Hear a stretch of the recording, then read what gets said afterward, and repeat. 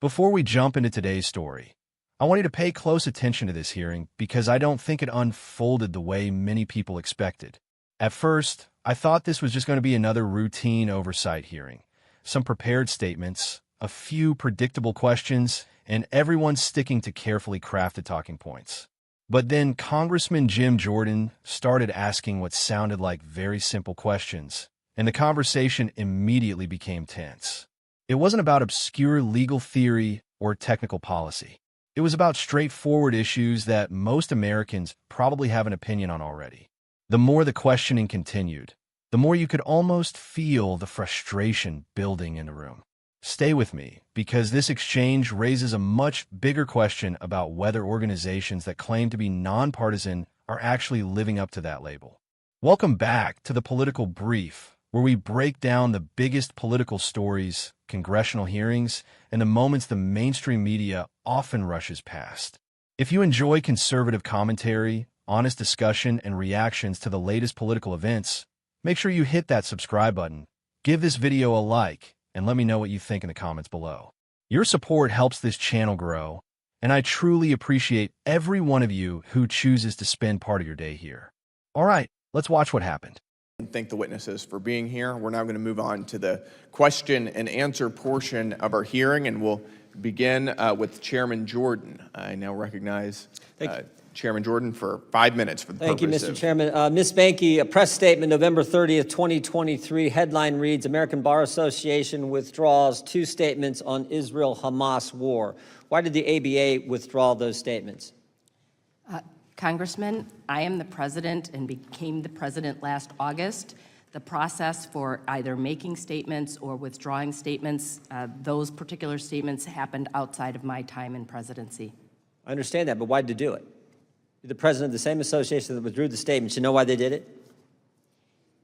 Each year, when the ABA takes positions, they do so based on policy that has been adopted by... Who are the good guys in the Israel-Hamas war, Ms. Banky? When we adopt policy... No, that wasn't my question. I just asked you a new question. Who are the good guys in the Israel-Hamas war?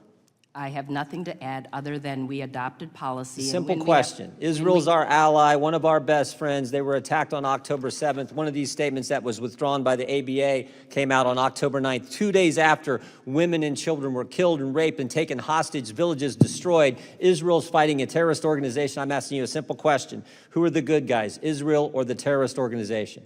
The ABA adopted policy, and when the ABA adopts policy, then statements are issued, and those are the decisions that I'm not asking about the statements right now. Forget the statements for a second. I'm asking you a simple question. Who do you want to win, Israel or the terrorist organization? I have nothing further to add. My personal opinion is not relevant. I am here as the president of the American Bar Association. You took statements down, statements that were issued 2 days after Israel was attacked. The statements were taken down because they were deeply flawed, because they suggested Israel was guilty of war crimes. That was ridiculous, and you took those statements down. Now I'm asking you, as the head of the Bar Association, who are the good guys in this conflict? Our friend and ally, Israel, or the terrorist organization Hamas? This is not a trick question. It's actually a simple question. I have nothing further to add. You won't answer. Third sentence of your written testimony, you said that the American Bar Association is a nonpartisan organization. Is that really true? Yes, sir, it is. Really? Do you take any partisan positions as the American Bar Association? The ABA takes position when our House of The Delegates... association opposes any law that restricts abortion. This came out after the Dobbs decision. That's pretty partisan. The American Bar Association opposes detention of individuals who are here illegally. Any migrants who break our immigration laws, you oppose detention. Those sound pretty partisan positions to me. Would you agree? The ABA takes positions by our House of Delegates, which is made up of 600 lawyers from across the country. When we take positions, we do so based on the information that we believe is... How about men and women's sports? Do you have a position on that?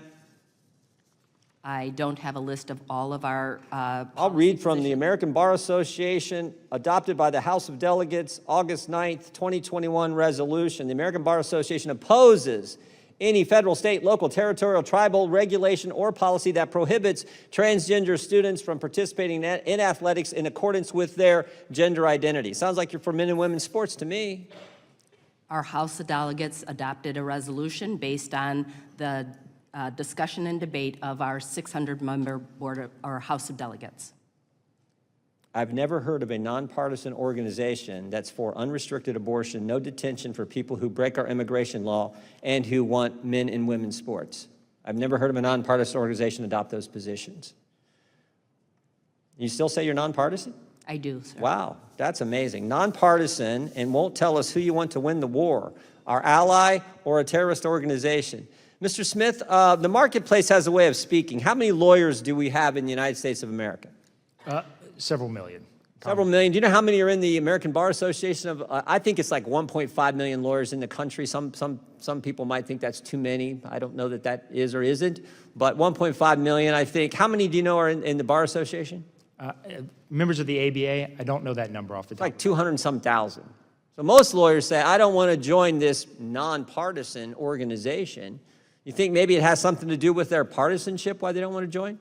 Well, I think that's the reason you're seeing state Supreme Courts moving away from having the ABA act as the gatekeeper for lawyers to be able to sit for their Several states are doing that, right? Tennessee, Texas, Florida saying, we don't want these guys who can't even tell us that they want our ally to win a war, who take all kinds of left-wing positions and then pretend to be nonpartisan. We don't want them doing the accreditation for our law schools in our respective state. Is that accurate? That is accurate. Yeah, and I think it's the marketplace speaking. The American people, American lawyers are saying, no, we're tired of this left-wing operation.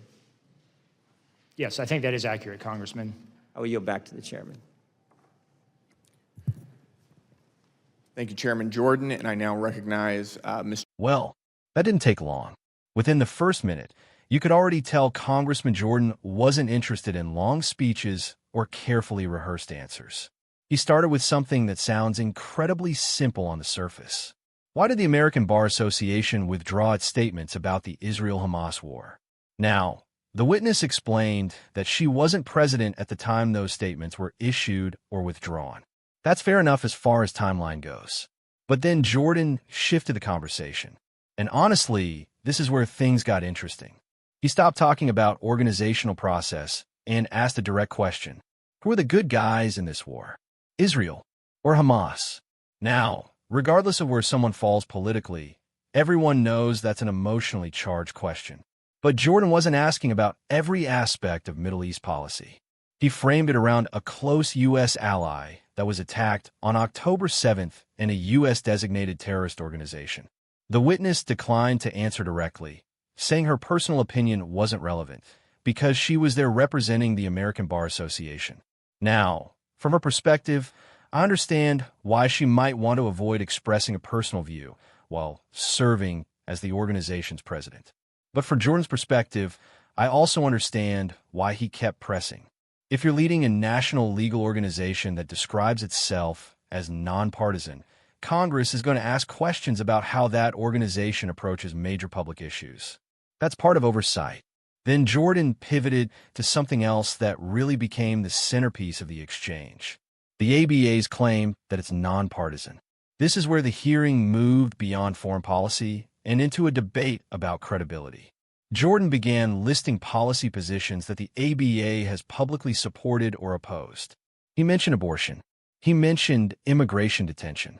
He mentioned policies involving transgender athletes. His argument was straightforward. If an organization consistently adopts positions that are associated with one side of America's political debates, can it still accurately describe itself as nonpartisan? Now, the witness responded that the ABA's policies are adopted through its House of Delegates, a large representative body that debates and votes on those issues. That's an important piece of context. She wasn't saying these positions came from one individual. She was saying they resulted from the organization's internal process. Whether someone finds that explanation persuasive is another matter, but it's an important distinction. As someone who leans conservative, I think this exchange highlights a broader concern many Americans have. People increasingly question whether institutions that describe themselves as neutral are, in practice, taking positions that align more closely with one side of the political spectrum. Reasonable people can disagree about whether that's happening here, but it's a question that many voters are asking about universities, professional organizations, media outlets, and other institutions. Another thing that stood out to me was Jordan's questioning style. He wasn't delivering long speeches. He kept bringing the discussion back to short, direct questions. Are you nonpartisan? Who do you support in this conflict? How do these positions fit with your claim of neutrality? That's a strategy that often resonates with viewers because it's easy to follow. When a witness answers with broader explanations instead of directly addressing the question, some viewers may feel the question wasn't answered, while others may see those explanations as necessary context. Toward the end of the exchange, Jordan pointed to membership in the ABA and noted that many lawyers choose not to join. He also referenced states that have changed or reconsidered the ABA's role in legal accreditation, suggesting that these developments reflect concerns about the organization's direction. That's a policy argument, and it's one that has been debated in several states. Whether those decisions are primarily about partisanship or involve other factors is something people continue to disagree on. For me, the larger takeaway isn't just about one hearing. It's about trust. Americans want to know whether organizations that influence the legal profession, education, or public policy are applying their principles consistently. When they hear the word nonpartisan, they expect neutrality, even though different people may have different views about what neutrality looks like in practice. That's why exchanges like this get so much attention online. They're not just about the individuals in the room. They're about bigger questions that people across the country are already discussing. At the same time, it's worth recognizing that organizations often view themselves as advancing legal or institutional principles rather than supporting a political party.